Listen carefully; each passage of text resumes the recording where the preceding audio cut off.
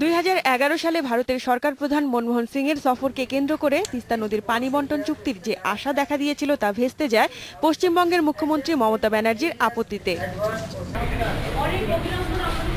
3 বছরেরও বেশি সময় পর মমতার বাংলাদেশ সফর নতুন করে তিস্তা চুক্তিকে আলোচনায় নিয়ে এসেছে। যদিও ভারতের সরকার পরিবর্তনের কারণে মমতার এই সফরের রাজনৈতিক সমীকরণ আলাদা। কূটনীতিকরা বলছেন তার সম্পর্কে নেতিবাচক ধারণা দূর করতেই হয়তো বাংলাদেশে নামার পর নিজ থেকেই তুলেছেন তিস্তা চুক্তির কথা। আর তাই এই সফরের সঙ্গে সঙ্গে তিস্তা চুক্তি এগিয়ে নেওয়ার কাজে গতি আসবে এমনটা মনে করছেন না কূটনীতিকরা। আমরা কতদিন আর অপেক্ষা করবো? এই টেকনিক্যাল সমস্যাগুলো কতদিন, এটা তার কোনো টাইম ফ্রেম উনি দেননি। এটা আলোচনা বসলে হয়তো বোঝা যাবে। হ্যাঁ, আলোচনা তো মূলত হবে আমাদের সাথে, কেন্দ্রীয় সরকারের সাথে।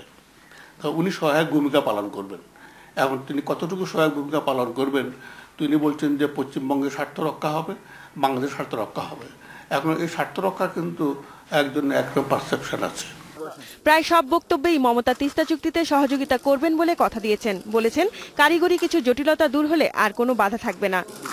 তবে পানি বিশেষজ্ঞরা বলছেন মনমোহনের সফরের সময় তিস্তা নিয়ে একটি চুক্তির অনুস্বাক্ষর হয়, যেখানে সব কারিগরি দিক আগেই আলোচনা হয়ে গেছে।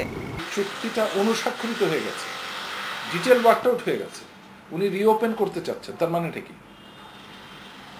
উনি কেন্দ্র যেটা এগ্রি করেছেন সেটাতে ভেটো দিচ্ছেন। অবশ্যই টেকনিক্যাল সলিউশন আছে, আপনি সমস্ত ধরনের টেকনিক্যাল প্রবলেম আছে, সকল টেকনিক্যাল প্রবলেম সলভ করবে, তারপরে কাজ করবেন। 14 মণ তেল পুড়বে তারপরে রাধা নাচবে, এটা তো হয় না। কাজেই যেখানে দুই দেশের রাজধানীর মধ্যে চুক্তির খসড়া চূড়ান্ত হয়ে আছে, এখন সেখানে প্রশ্ন তোলাটা নিতান্তই বাগড়া দেওয়ার কাজ।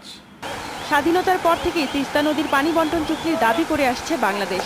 তবে শুধু ভারতের কারণেই এই চুক্তি বারবার পিছিয়ে গেছে। খাদিজাতুল কোবরা, ইন্ডিপেন্ডেন্ট নিউজ, ঢাকা।